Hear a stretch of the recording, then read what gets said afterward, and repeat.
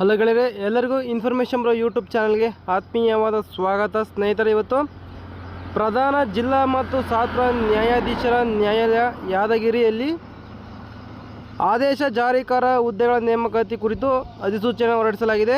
ದಿನಾಂಕ 9/3/2026 ಅಧಿಸೂಚನೆಯನ್ನು ಪ್ರಕಟ ಮಾಡಿದ್ದಾರೆ. ಸ್ನೇಹಿತರೆ, ಈ ಒಂದು ವಿಡಿಯೋದಲ್ಲಿ ಇದರ ಬಗ್ಗೆ ಎಲ್ಲ ಮಾಹಿತಿಯನ್ನು ತಿಳಿಸ್ತಾರೆ. ವಿಡಿಯೋವನ್ನು ಸಂಪೂರ್ಣವಾಗಿ ನೋಡಿ ಗೆಳೆಯರೆ. ಹಾಗೆ ದಯವಿಟ್ಟು ನಮ್ಮ ಚಾನಲ್ ದಯವಿಟ್ಟು ಸಬ್ಸ್ಕ್ರೈಬ್ ಆಗಿಲ್ಲ ಅಂದರೆ ಕೆಳಗಡೆ ಚಾನಲ್ ನೇಮ್ ಪಕ್ಕ ಸಬ್ಸ್ಕ್ರೈಬ್ ಬಟನ್ ಇದೆ, ದಯವಿಟ್ಟು ಸಬ್ಸ್ಕ್ರೈಬ್ ಮಾಡ್ಕೊಳ್ಳಿ. ಹಾಗೆ ಬರ್ತಕ್ಕಂಥ ಬೆಲ್ ಐಕಾನ್ ಕ್ಲಿಕ್ ಮಾಡಿದರೆ ನಾವು ಆಗ್ತಕ್ಕಂಥ ಎಲ್ಲ ಜಾಬ್ ಅಪ್ಡೇಟ್ಗಳು ನಿಮ್ಮ ಮೊಬೈಲ್ಗೆ ನೋಟಿಫಿಕೇಶನ್ ಮುಖಾಂತರ ತಲುಪುತ್ತೆ. ಸ್ನೇಹಿತರೆ ನೋಡಿ, ವಿಷಯ ನೋಡೋದಾದರೆ ಯಾದಗಿರಿ ಜಿಲ್ಲೆಯ ನ್ಯಾಯಾಲಯಗಳಲ್ಲಿ ಕಲ್ಯಾಣ ಕರ್ನಾಟಕದಲ್ಲಿ ಖಾಲಿ ಇರುವ ಆದೇಶ ಜಾರಿಕಾರ ಹುದ್ದೆಗಳ ನೇರ ನೇಮಕಾತಿ ಕುರಿತು ಈ ಒಂದು ಪ್ರಕಟಣೆಯನ್ನು ಹೊರಡಿಸಿದ್ದಾರೆ. ಸ್ನೇಹಿತರೆ ನೋಡಿ, ಆನ್ಲೈನ್ನಲ್ಲಿ ಅರ್ಜಿ ಸಲ್ಲಿಸಲು ಮೊನ್ನೆ ಒಂದು ವಿಡಿಯೋ ಮಾಡಿದ್ದೆ ಸ್ನೇಹಿತರೆ. ಅಲ್ಲಿ ಪಿಯೋನ್ ಹುದ್ದೆಗಳಿಗೆ ಅಧಿಸೂಚನೆಯನ್ನು ನೀಡಲಾಗಿತ್ತು. ಆ ಒಂದು ಕೂಡ ವಿಡಿಯೋವನ್ನು ಮಾಡಿದ್ದೇನೆ.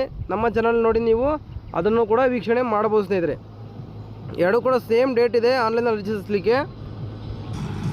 ಸ್ಟಾರ್ಟಿಂಗ್ ಡೇಟ್ ಬಂದುಬಿಟ್ಟು 13/3/2026 ಆಗಿರುತ್ತೆ.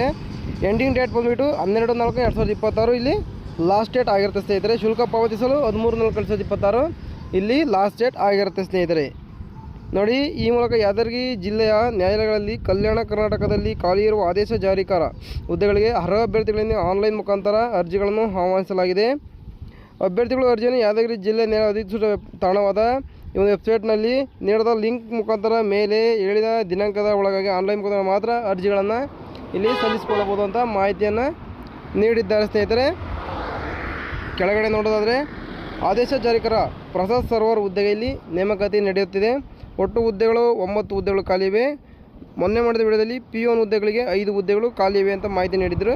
ಇಲ್ಲಿ ಪ್ರೊಸೆಸ್ ಸರ್ವರ್ಗೆ 9 ಹುದ್ದೆಗಳು ಖಾಲಿ ಇವೆ. ಸ್ನೇಹಿತರೆ,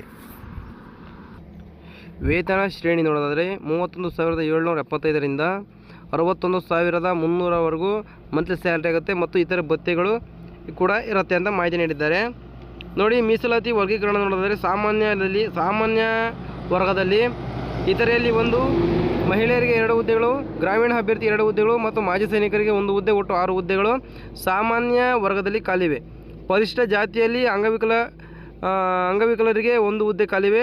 ಪ್ರವರ್ಗ 2A ಗ್ರಾಮೀಣ ಅಭ್ಯರ್ಥಿಯ 1 ಹುದ್ದೆಗಳು, ಅಂಗವಿಕಲರಿಗೆ 1 ಹುದ್ದೆಗಳು, ಒಟ್ಟು 2 ಹುದ್ದೆಗಳು ಇಲ್ಲಿ ಖಾಲಿವೆ. ಒಟ್ಟು ಟೋಟಲ್ 9 ಹುದ್ದೆಗಳು ಇಲ್ಲಿ ಖಾಲಿವೆ. ಸ್ನೇಹಿತರೆ, ಅಂಗವಿಕಲರ ಹುದ್ದೆಯು ಅಂಧ ಮತ್ತು ದೃಷ್ಟಿಮಾಂದ್ಯ ಅಭ್ಯರ್ಥಿಗಳಿಗೆ ಮೀಸಲಿರಿಸಿದ ಈ ಒಂದು ಹುದ್ದೆ ಆಗಿರುತ್ತೆ. ಸರಿನಾ?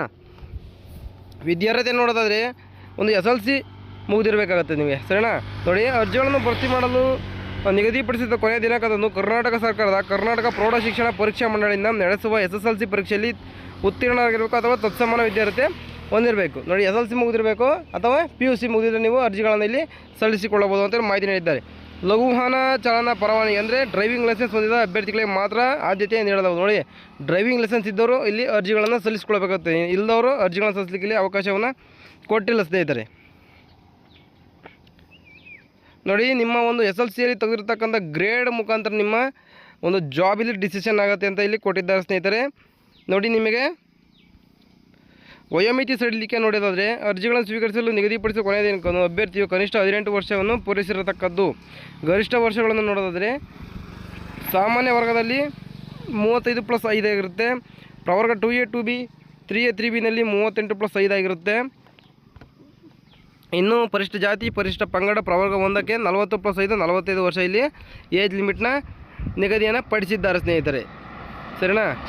ಇನ್ನು ಅರ್ಜಿ ಶುಲ್ಕವನ್ನು ನೋಡೋದಾದರೆ ಸಾಮಾನ್ಯ ಅಭ್ಯರ್ಥಿಗಳಿಗೆ 200 ರೂ ಆಗಿರುತ್ತೆ.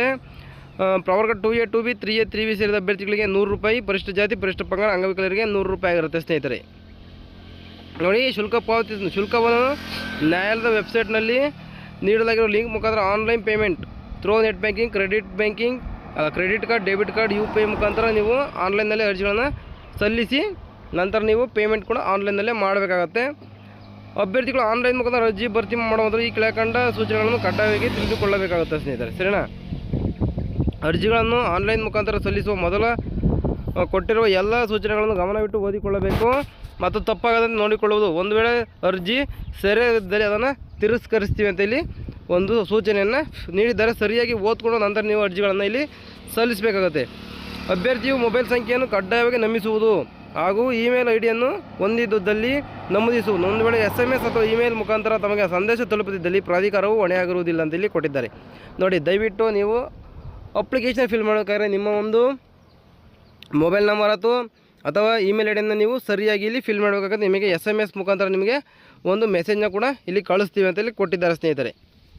ಸರಿನಾ ಸ್ನೇಹಿತರೆ, ಈ ಒಂದು ವಿಡಿಯೋದಲ್ಲಿ ನೋಡಿ ಆದೇಶ ಜಾರಿಕರ ಹುದ್ದೆಗಳ ಬಗ್ಗೆ ಸಂಪೂರ್ಣವಾದ ಮಾಹಿತಿಯನ್ನು ತಿಳಿಸಿದ್ದೇನೆ. ವಿಡಿಯೋ ಇಷ್ಟವಾದರೆ ದಯವಿಟ್ಟು ಚಾನಲ್ನ ಸಬ್ಸ್ಕ್ರೈಬ್ ಆಗಿದ್ರೆ ಕೆಳಗಡೆ ಚಾನಲ್ ನೆಪ ಸಬ್ಸ್ಕ್ರೈಬ್ ಮಾಡ್ಕೊಳ್ಳಿ. ಹಾಗೆ ವಿಡಿಯೋ ಇಷ್ಟವಾದರೆ ಲೈಕ್ ಮಾಡಿ. ಹಾಗೆ ನಿಮ್ಮ ಫ್ರೆಂಡ್ಸ್ ಮತ್ತು ಫ್ಯಾಮಿಲಿ ಶೇರ್ ಮಾಡ್ಕೊಳ್ಳಿ. SLC ಮುಗಿದಿರ್ತಕ್ಕಂಥ ಎಲ್ಲ ಅಭ್ಯರ್ಥಿಗಳು ಕೂಡ ಇದಕ್ಕೆ ಅರ್ಜಿಗಳನ್ನು ಸಲ್ಲಿಸಬಹುದಾಗಿದೆ ಅಂತ ಹೇಳ್ತಾ ವಿಡಿಯೋ ಮುಗಿಸಿ ಸಿಗ್ತೀನಿ ಮುಂದಿನ ವಿಡಿಯೋದಲ್ಲಿ. ಅಲ್ಲಿಗೂ ನಮ್ಮ ಚಾನಲ್ ನೋಡ್ತಾ ಇರಿ. ಬಾಯ್.